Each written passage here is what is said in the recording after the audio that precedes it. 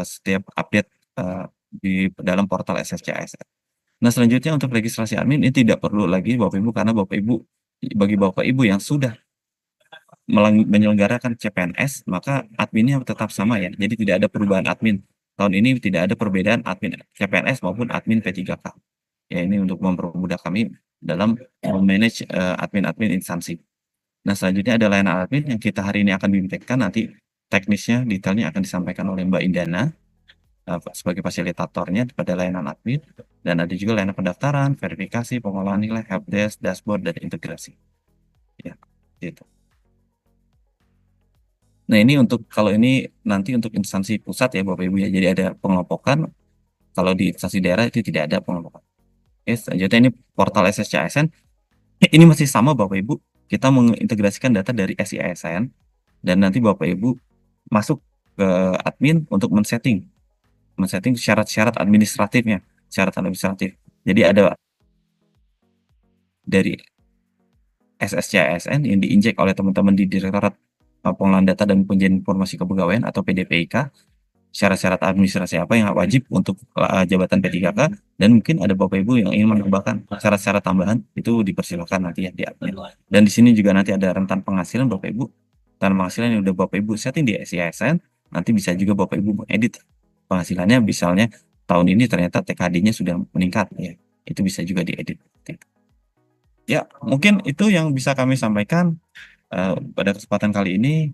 Nanti kita bisa lanjut ke Mbak Indana ya. Jadi pertama-tama harus melakukan sinkro. Sekali lagi, sinkro ini adalah mengambil data dari SSCASN sebetulnya ya. Jadi tadi kan datanya sudah dialirkan dari SIASN ke SSCASN, namun perlu diubah ke bentuk data yang ada di SSCASN. Jadi sinkronnya ini sebetulnya di dalam sistem yang sama. Nah, pelajaran dari CPNS kemarin karena cukup berat, jadi kami buat job nanti di sistem yang berbeda, tapi kalau dari sisi adminnya sama aja, tinggal klik sinkronisasi data. Nanti kalau statusnya masih processing, Bapak Ibu tidak bisa melakukan sinkro dulu ya, sampai statusnya berhasil atau gagal. Nanti ketika berhasil atau gagal, kita bisa lihat lognya seperti apa. Bisa dibaca. Nah, kalau sudah berhasil seperti ini, kita bisa lanjutkan ke menu formasi jabatan. Sebetulnya P3K lebih enak ya, karena nggak perlu memecah formasi seperti CPNS kemarin, dan formasinya sudah khusus semua jenis formasinya. Jadi nanti Bapak Ibu tinggal mengedit aja kalau memang diperlukan. Tapi itu pun dibatasi ya. Kita edit yang dibuka itu hanya terkait dapat diisi disabilitas, ya atau tidak gitu kan. Terus keterangan pendidikan jika diperlukan, batas usia tadi misalnya saya nggak mau bukanya sampai 57 gitu, maunya misalnya 50. Ya silahkan itu diedit, karena misalnya non-ASN di instansi Bapak Ibu juga batas usianya yang untuk jabatan analis kebijakan ini gitu ya, maksimalnya misalnya hanya 50, ya udah disesuaikan saja. IPK minimum ini jika ada ketentuan IPK, input nilai sertifikasi bahasa asing jika ada. Nah, ini data dari SIASN sudah kami tarik ya untuk penghasilan minimum, maksimum, deskripsi pekerjaan, kemudian skill atau kebutuhan keahlian, tapi masih bisa diedit jika perlu. Nah, jumlahnya ini nggak bisa diedit lagi. Jadi kemarin juga di CPNS beberapa ada anomali ya, karena pecah formasi terus dibalikin nggak jadi gitu kan. Nah, akhirnya penjumlahannya ada yang salah. Untuk P3K karena tidak ada pecah formasi, jadi kita kunci hanya beberapa kolom aja yang bisa diedit. Kemudian nanti untuk jenis formasi ini khusus ya nanti munculnya ini. Kemarin kami masih testing, jadi kalau kita sintro lagi sih harusnya nanti menjadi khusus untuk jenis formasinya. Jadi di tahun ini seperti yang Bapak Ibu sudah ketahui ya, tadi sudah disampaikan juga, untuk jenis formasi semuanya khusus non ASN yang sudah ada bekerja di instansi Bapak Ibu. Itu ya untuk formasi, jadi gak banyak yang dilakukan, sebetulnya lebih ke cross check aja. Jangan sampai kesalahan-kesalahan yang dilakukan di CPNS itu terjadi lagi di pengadaan P3K. Nah, untuk P3K Nakes sama juga sinkro dulu, kemudian di formasi jabatannya ada yang berbeda. Kalau kemarin saat CPNS kami diminta ya untuk mewajibkan pendidikan sesuai dengan Kepmen dan SE ya, SE Dirjen Nakes.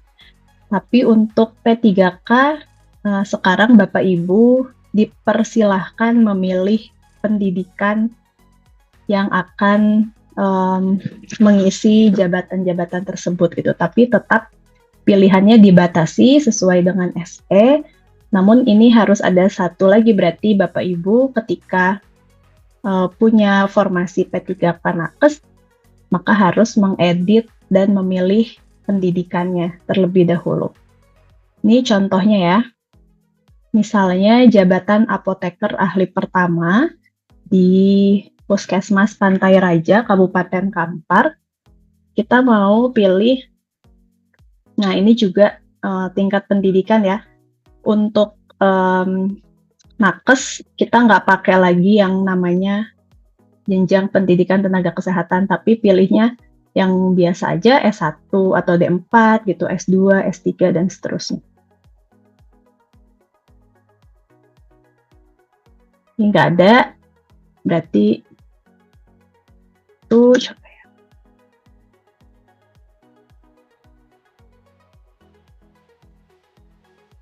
Nah ini yang dimunculkan untuk pendidikannya itu harus sesuai dengan mapping tadi ya. Jadi kalau misalnya di mapping kualifikasi pendidikannya misalnya untuk apoteker ahli pertama itu S1 farmasi gitu kan misalnya. Ini kita akan mencari nih di mapping tersebut untuk jabatan apoteker di jenjang pendidikan S1 itu ada atau enggak, itu ditemukan atau enggak. Jadi memang harus sesuai mapping. Ini kemarin saya udah coba ya. Nah ini misalnya untuk yang Adminkes ahli pertama. Nah, saya pilih jenjang pendidikannya S1, pendidikannya misalnya S1 kebidanan, S1 farmasi, terus mau tambah lagi misalnya S1 gizi misalnya ya. Itu nanti bisa ditambahkan sesuai dengan pendidikan yang dikehendaki oleh instansi. Yang lainnya sama, menentukan usia bawah, usia atas, IPK minimum jika ada, nilai sertifikasi bahasa asing jika ada, penghasilan, dan seterusnya. Ininya sama, jadi bedanya tadi untuk nakes bisa memilih pendidikan. Kalau yang guru dan teknis itu sesuai dengan mapping yang sudah dilakukan di SIASN. Kemudian apalagi ya, nah untuk persyaratan nanti sebetulnya kami masih kunci ya untuk tambahnya. Kami akan lihat dulu apakah diperlukan atau enggak, karena semuanya sudah diinjek sebetulnya ya. Paling nanti bisa diedit narasinya. Tapi catatan dari yang kemarin CPNS, jangan sampai sudah kita injek pun ketika edit malah salah gitu diinputkan narasinya. Nanti harap dilihat lagi di kolom syarat ini, inilah yang akan muncul di sisi pelamar. Jadi nanti diperhatikan lagi ya. Kemarin itu kalau nggak salah ada instansi yang kan kita udah injek nih transkrip ijazah, tapi untuk kedua jenis tersebut malah diisikan dengan ijazah gitu. Ada yang seperti itu. Jadi harap dicek lagi. Kita juga sudah sediakan sebetulnya untuk menu cek persyaratan. Jadi nanti dibaca gitu ya satu-satu untuk jenis formasi apa A gitu kan khusus misalnya, dan semua tingkat pendidikan minimal yang syarat umum tuh dibaca gitu kan. Kalau syarat perjabatan nanti kami akan injekkan sesuai dengan ketentuan yang ada di Capmed. Nah, kemudian untuk lokasi ujian masih sama ya seperti CPNS, nanti akan di mapping oleh PPSS, kemudian datanya akan dikirimkan ke Direktorat PDPIK, pengelolaan data, kemudian nanti baru bisa dilihat di sistem hasil dari mapping lokasi ujiannya. Nah, sisanya sama sih Bapak Ibu. Jadi kita tinggal lakukan final pengaturan. Di sini pun tidak banyak pengecekan ya, karena memang yang penting ya jumlahnya aja sama gitu kan. Hasil dari penetapan yang sudah keluar dari SCSN dan jumlah formasi di SSCSN. Harusnya sih otomatis sama karena memang tidak bisa ngubah jumlah ya untuk P3K ini. Jadi nanti terakhir di final pengaturan P3K teknis, kemudian tidak ada validasi formasi dari BKN. Jadi setelah final ini diharapkan tadi ya, seperti yang Bu Direktur sampaikan, tidak ada lagi yang minta turun-turun status gitu karena kesalahan settingan. Jadi mohon berhati-hati sebelum melakukan final pengaturan. Nah, ini jadi ada 3 menu untuk guru, teknis, dan nakes.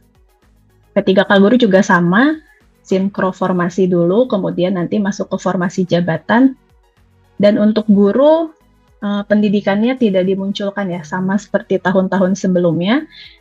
Jadi memang hanya seperti ini aja. Edit pun kalau diperlukan. Kayak gitu.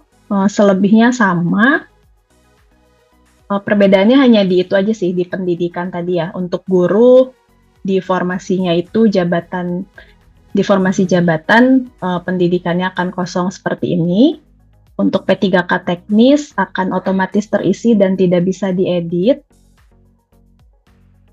Nah ini sesuai dengan yang sudah di-setting di SISN.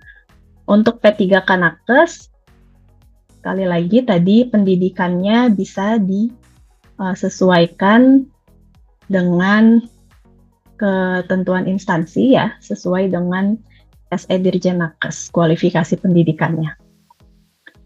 Mungkin itu sih untuk pra pendaftaran, tapi kami sekali lagi mohon Bapak Ibu teliti dalam mengisi settingannya, terutama di menu persyaratan nanti jika ada yang perlu diedit, mohon dicek lagi gitu ya, karena ya itu tadi kejadian yang CPNS kemarin sudah kami injek pun gitu untuk narasinya, tapi saat diedit jadi salah gitu kan keluarnya. Itu mohon di cross check lagi sebelum melakukan finalisasi. Nah tadi satu lagi untuk batas usia. Nah, untuk batas usia tadi jangan lupa ya, setting dulu di pengaturan parameter, baru nanti bisa menyesuaikan usia di menu formasi. Itu banyak sekali ditanyakan kemarin saat di CPNS. Jadi kenapa saya nggak bisa edit usia di formasi gitu, padahal di pengaturan parameternya ini juga belum diupdate untuk batas usianya. Tuh, kemudian tadi ya sekali lagi untuk nakes, saya pertegas lagi untuk pendidikannya bisa dipilih sesuai dengan ketentuan. Ketentuan ini tadi mengecek jabatannya apa, kemudian kualifikasi pendidikan pada jabatan itu di SE itu apa aja. Nah, hanya itu yang bisa dipilih. Ya, jadi sudah difilter hanya pendidikan tertentu saja sesuai kualifikasi jabatannya. Itu ya, Bapak Ibu. Apalagi ya? Mungkin itu ya. Nanti kita lanjut diskusi saja. Terima kasih atas perhatiannya. Saya kembalikan ke moderator. Assalamualaikum warahmatullahi wabarakatuh.